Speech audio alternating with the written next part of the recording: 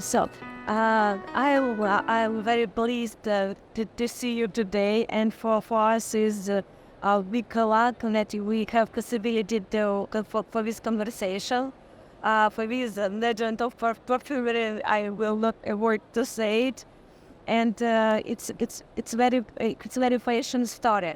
So, if you don't mind, for us is very interesting how you start all the way on the perfumery field, who influence on your choice, and maybe people, maybe a situation, maybe how it started.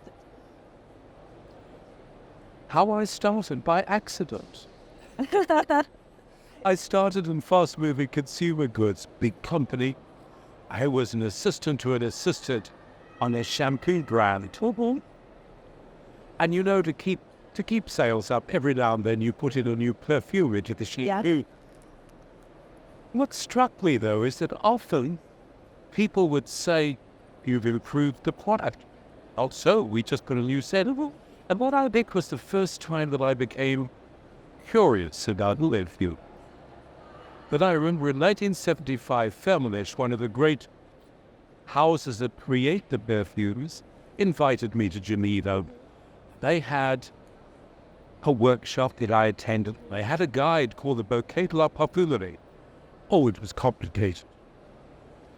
Divided fragrance into families, just as in wine. You've got red wines, white wines, you like white wines, Sauvignon Blanc, Riesling, Chardonnay. Well, the same thing in fragrance. All these different families. Yeah. And then they had each of the families, in the families, they had clusters of perfume. They put this one, under a little test.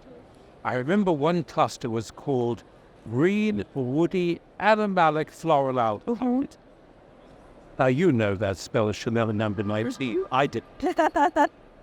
But it taught me a lot because I would take the guide into the stores, the perfumeries, and I would use it and I would smell and compare. And that was really the start of my fragrance training. Later, it was 70s, I was hired by the American company that created Holst. And my job was to roll out this incredibly successful fragrance into all the international markets. And so, obviously, I needed to spend time in the department stores, the perfumeries, and to get people talking, I usually say to them, "What do you wear?" And again, I noticed that if the consultants gave me, say, 2 or 3 perfumes, 3 or 4 perfumes, at least 2 of them fell into the same fragrance family. And that intrigued me. Even when I came across that rare person who gave me 4 or 5 fragrances, and they belonged to all different families, when I asked them for more names, I suddenly realized that all that had happened is that they loved perfume so much that they had tried a lot, also for more names, and in fact, you will find that at least mostly they were like 1 or 2 of the most important families. So out of this came an idea. Wouldn't it be easier if we create a little guide that people could look up and ask you for your favorite perfume scent, look up the family, and when they found the family that you seem to like, to turn to it in the guide and select 3 other fragrances for you to try. It's taking the hit and miss out of perfume. I got downsized in 1983. Big company I worked for was taken over by another big company, and I said I'd never joined corporate life again. So I started to work. There was no guide to perfume that was available. The lovely guide from Feminist was no longer published, and they weren't to allow me to use. I took updates. But when you use descriptives, you choose notes, or what is the main? When I did the classification, no, I knew enough about perfumery. Remember that I'd started to develop fragrance as well, and it wasn't complicated. I mean, once you know the families of the perfume, then you put it all together. Later, as I worked in it, it became more complex, more intuitive. But to start was a very simple guide. All you had to do was to say to people, what fragrances do you like? You'd look up the name in the guide, you'd see what family it is, and when you found the favorite family, you'd turn to the page which listed all the different outfits and we'd say, well, if you like that, why don't you try this with us? It was very simple. The field is not complicated. But it's such a huge work to tell it. No, it took me about 7 months. And I had a check by perfumers, but we complicate perfumery too. And that was the start. Obviously then, I would present this to the department stores, to the perfumeries. They were intrigued. I presented it not as a boring piece of paper. We did a workshop in which we smelt one of each of the 14 fillers. Suddenly people started to realize how simple it was. Well, it worked. They got more sales. So in 85, I updated it. 86, 87, 88, Nordstrom, Great American Department Store, found a copy. Don't know how. I said, can you add more American perfumes? I did. And then in 91, they said, can you match women's and men's? Early women's. And so I became the first to match women's and men's family by design. You must understand that to perfumers, the women's fragrances are moonlight and roses and romance. Yes. When you're talking about men, you're talking mash and straw. The problem with perfumery is, then and now, and quick department stores, is that 85% of their customers are women. And don't kick me when I tell you that women, like you, have very little faith in the fragrance judgment of men, so you tend to buy for men what you like, and we get used to it. But always a perfume is a moment of feeling. So if you would like now when has a special perfume. That's okay, but I'm talking about when you buy the perfume for men, you tend to buy the man's perfume that you like, and we get used to it. I made it easier. I matched the perfumes you like to the same family as the perfumes you would like for men. Isn't that easy? It worked. And then in 1999, we were asked to create an online fragrance finder. We got caught up in the dot-com revolution. And that was the first ever. That was for beauty.com in 1999. And since then, this has been our focus. We make no charge for listing perfumes in the listing, no charge for classifying them. We don't accept advertising. We don't accept consultancies with the brands. And that makes us probably the only international authority, impartial source. And so that's why the brands are willing to work with us. We provide now online fragrance finders of the contents.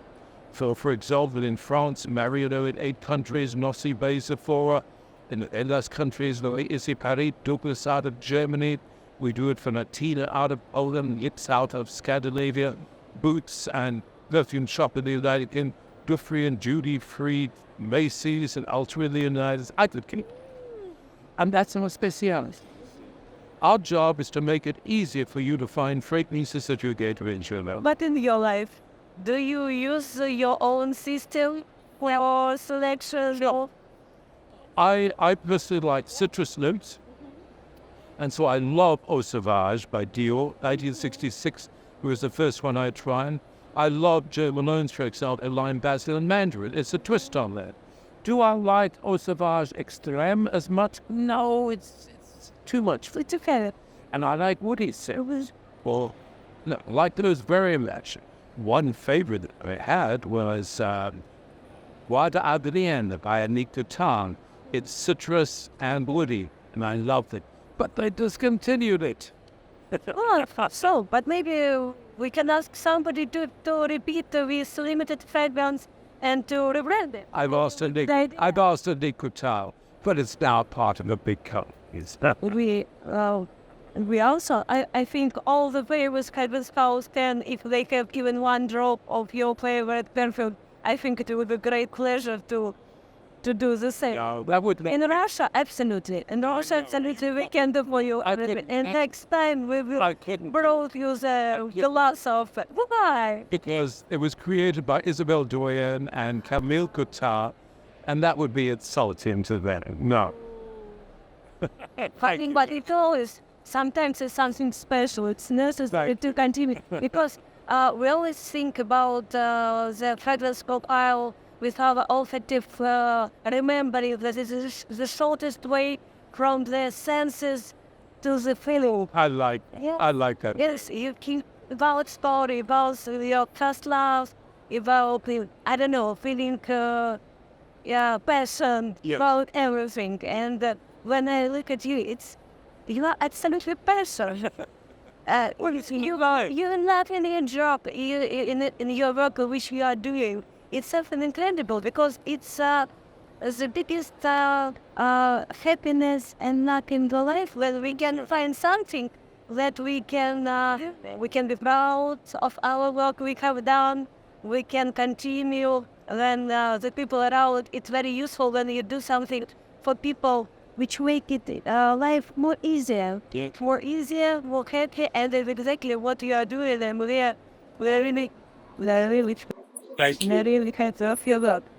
For example, when you do the selection of Parfюmeria, and some of perfumer and the ready final perfume, what is good in your book? What to do?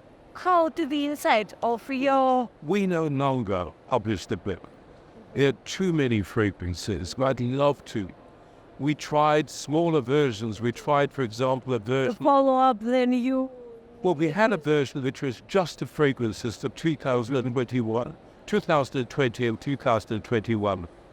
It didn't sell. Maybe we sold 100 copies. People want a database. In 2004, I introduced Fragrance of the World database. So today, we match and we give information on that for some 57,000 fragrances. There's no charge for listing. Any fragrance that sends us the information as a zone is listed. And to be in database because you see that, which was family. Just go onto my site, Fragrance of the World. Go in and you'll be able to contact us.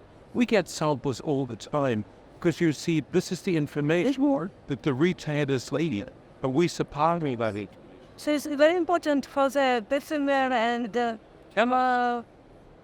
producer especially to be in this. There's no charge.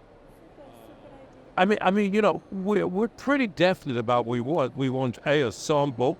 We want the perfumer's evaluation as to what the classification is. We'll do a double check. We want to know all the ingredients, the head notes, the heart notes, the base notes. We'd like their definition of what they regard as the most important three notes in the perfume. They've done this app. We'd like a very clear bottle image that we can correct and color tune on that. We want to know who created it. We want to know when it was launched, where it was launched. We want to know who at the house has directed the development of that fragrance. If there's a bottle designer or a stock designer, tell us that. Which oil house perfumers did that? We want the full story. We want the world. Yes. But once you give us the world, we'll put, and then you can go and check the information. We constantly update that database because on every fragrance, there's a little thing that says add or correct a fact. So we find perfumers clicking that and telling us, I worked on this fragrance. We'll send us like. But what do you think? It's so many movies, so many books about designers, for example. Let's say about Chanel, about Patsy, about so on. But not too many books, not too many movies about perfumers, which is standing behind all the perfume. What do you think about it? Is it... Look, it's very difficult to write about perfume. If you do write about it, so often it looks as though this is a paid commercial for the brand. At perfumer, very often has where its own, I don't know, signature. Perfume signature. But that's the emotional signature. That's the olfactive signature. When it comes to writing, often they don't feel comfortable. I mean, when you think of it, Edmund Hidliska, who wrote a number of things, but very technical, but he had a lovely ability. Well, Joe Claude I admire because he's got a marvelous ability to write. And his books are magic, and not many like that. But as you say, what fascinated me when I started thinking about the Legends project is I know you did a lot of interview and you follow it with a story. But you see what your question is interesting because you're saying that the perfumers talk about their work, they talk about materials, but that's what they talk to me about. So in effect, in the legends, perfume legends and American legends, we have the perfumers telling us what it is they were interested in, their story. And so in American legends and perfume legends, I'm doing what you wanted to be done there. Yeah, because we also wake up the story and tried to pick up the story of life about Ernest Beaux. Yes. Ernest Beaux, Chanel number 5. Yes. But only professional know about Ernest Beaux, but about Chanel know everybody. And for us it's very important that to show real face of the perfume. And I think the perfumer is the real face, which is should be known at least. But maybe It's more than that, if you permit me. Just as you can't have a baby with 2 parents, you can't have a perfume with just one perfume. No. You'll have a smell, of course. but nobody's going to know about it. You need a synergy, you need a vision. Sometimes a perfumer will come up with the vision and the perfume. Edward Rudnitsky in Osavaj. Edward Rudnitsky in Dearissimo. He created the story, he had the vision. But few perfumers have the ability to be so deftly, so intellectual, so visionary. In their mind, they create a perfume. It's a feeling, it's an emotion. But to transfer that into something that you and I can relate, that's tough. Definitely.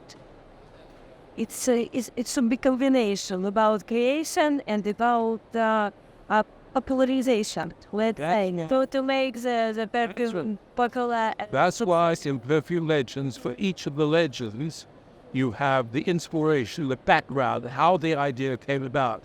Then the perfumer developing the fragrance and the interaction between the visionary who had the idea or the perfumer there, and then the bottle designer to make it here. But the final perfume is an art or is a customer product?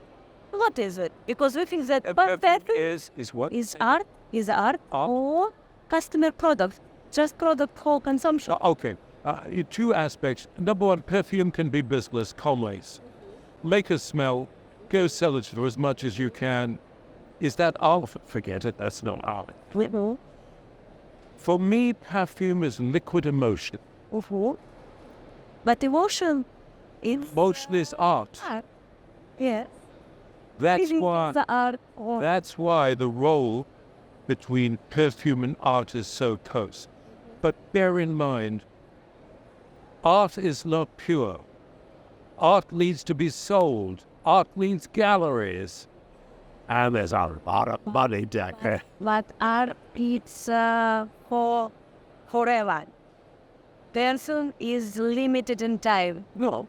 If you will not storage it well, it's a change in profile. That's a different art.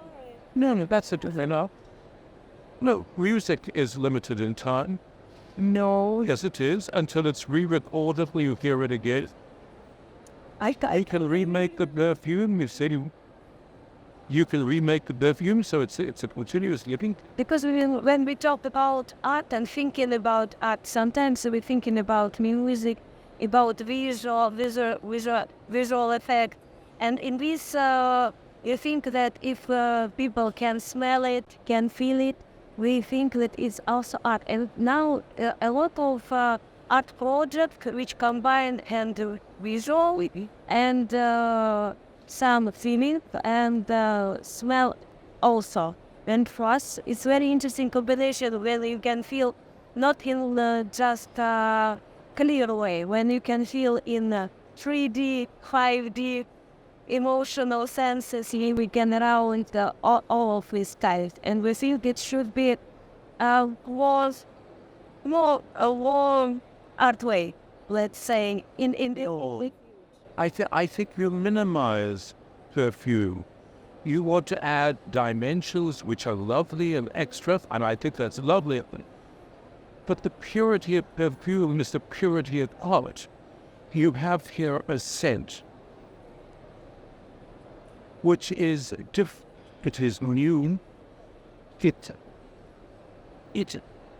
makes you feel something. It is liquid emotion. We tell a story about it, true. Just as art described by the artist helps us to understand more and imaginally. But feeling ultimate, feeling of the. And then we close it in a bottle which is sculptural. Also, And that helps us to understand what we're smelling. You've got a complete work of art there, perfect. And the reality is, it's always art. Because we can remake that perfume again and again more. We have the fun of it. but what do you think about future? What do you expect of future? For example, people changing, situation changing, and people becoming more electronic. Not so many relations, not so many meetings, not so many.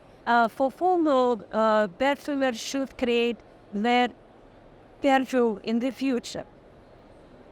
Well, the future is no different from the past.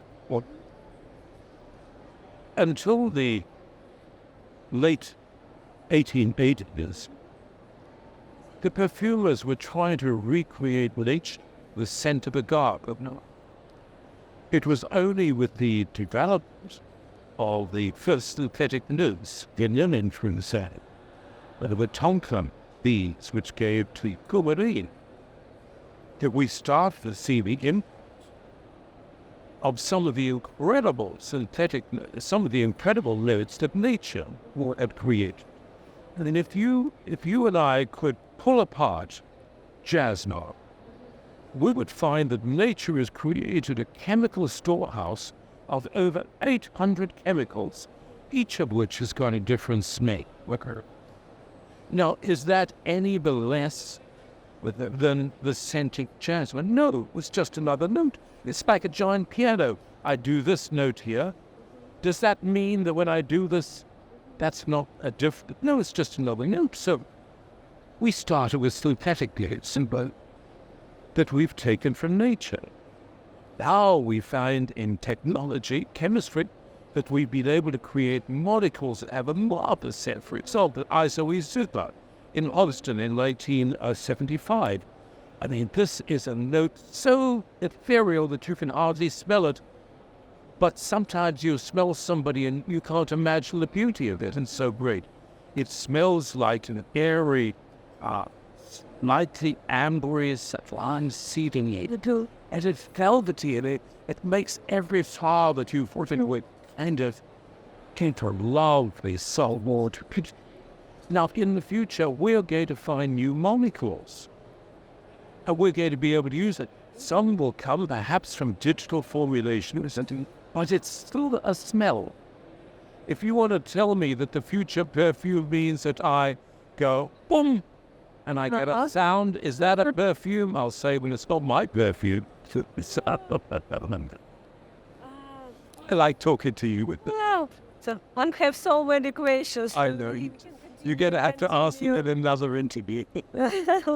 So, another one very important for us question about olfactory perception, let's say, concerning Andres Kenner has an interesting at the scanner, it's for we're trying to make a description of all our olfactory notes and try to find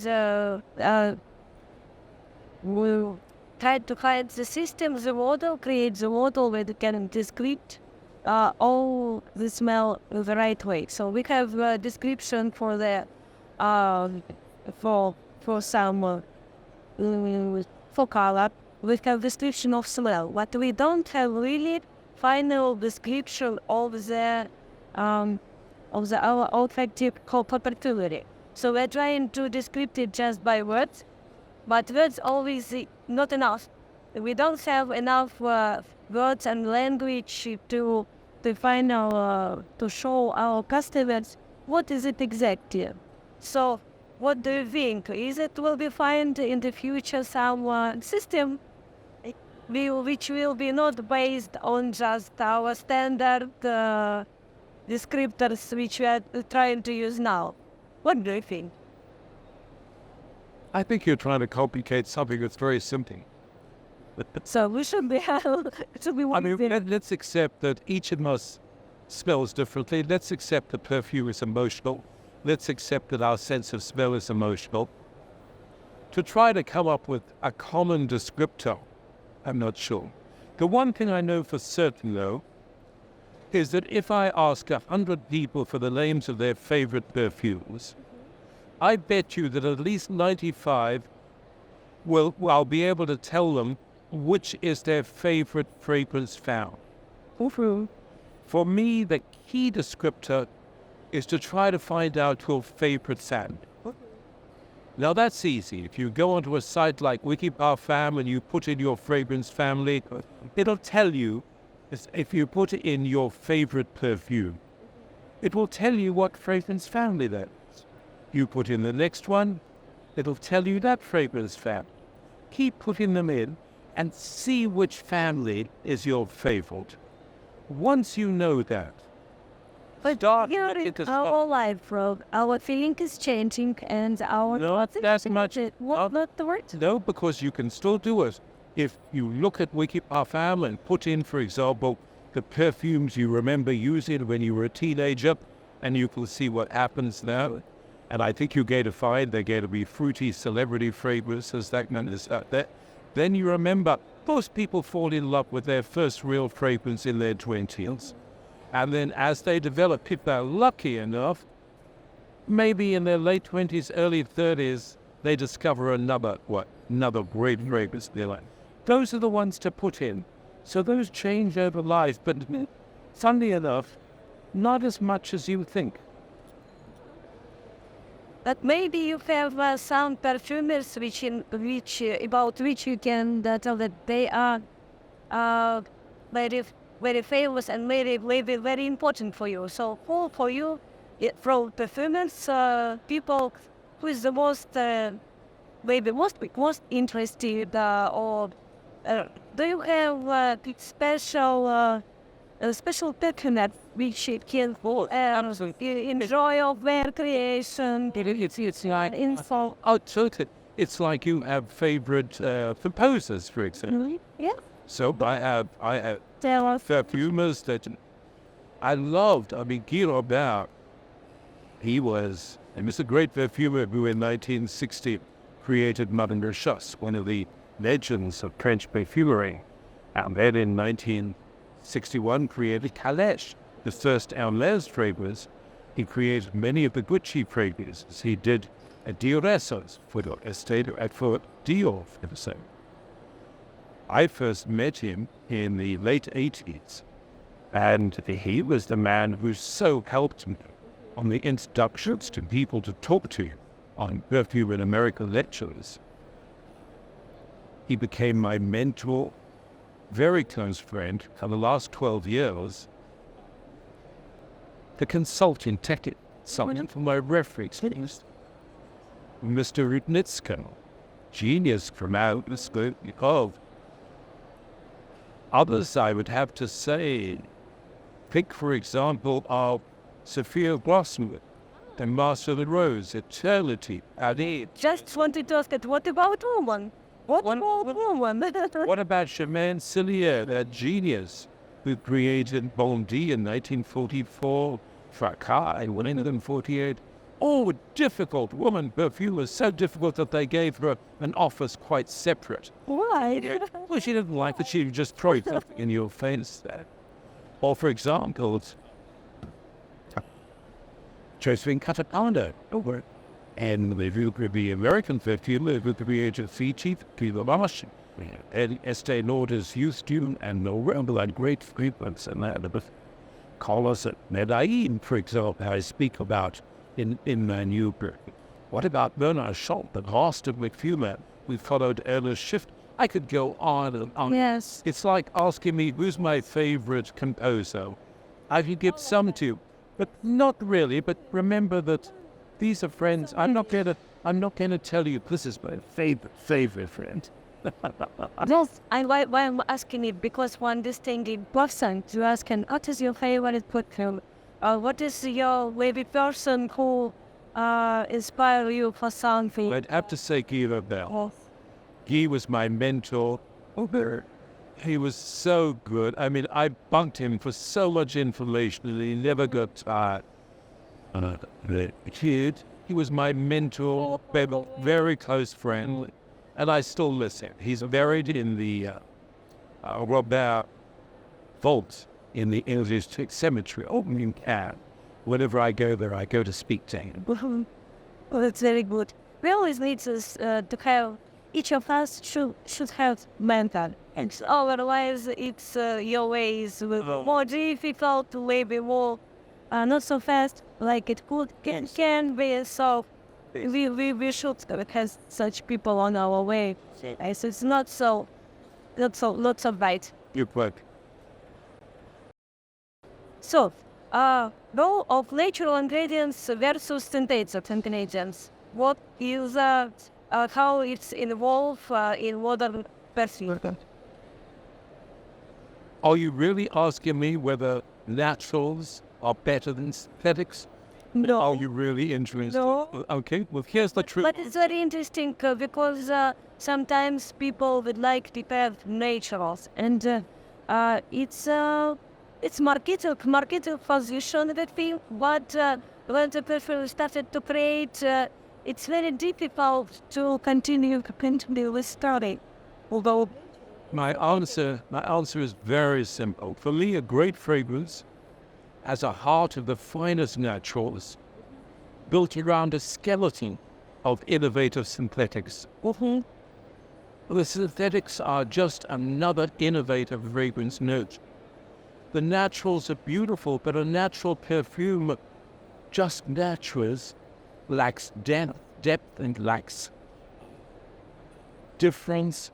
It often lacks a signature. It's as beautiful as going in a beautiful garden and smelling the flowers, I agree. But that's neat. For me, niche perfumes are the best thing that's happened to perfumery. They brought back luxury. They brought back passion. It's not that the great houses, the multinationals, lack passion. They do. I mean, Caroline Lebrun, who heads up evaluation and development of L'Oreal, if you read her, you'd find her passionate. But the problem is that in today's age, it costs so much money to launch a new perfume that quite naturally the great internationals are hesitant to risk Parfюmeria. And that's where niche comes in. Because imagine, in the 1970s, there were, I think, about 17 new niche perfumes.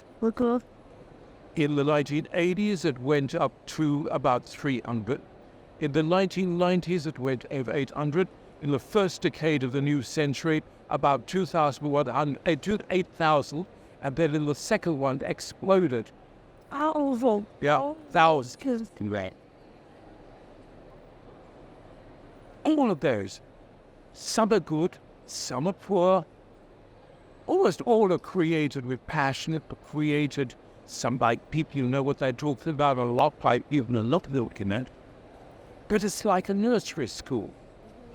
out of those come some ideas. Le Labo, Redo, all of those, Tamier, addition to Parfum. These are the great brands of the future. Think of Jo Malone. Jo Malone started one shop in 1990. Look at Jo Malone today. That's the future of niche. For me, the niche is nursery school. Many will fail because they haven't got the money, or the imagination, or the difference. But out of that, are going to come the great brands of the future.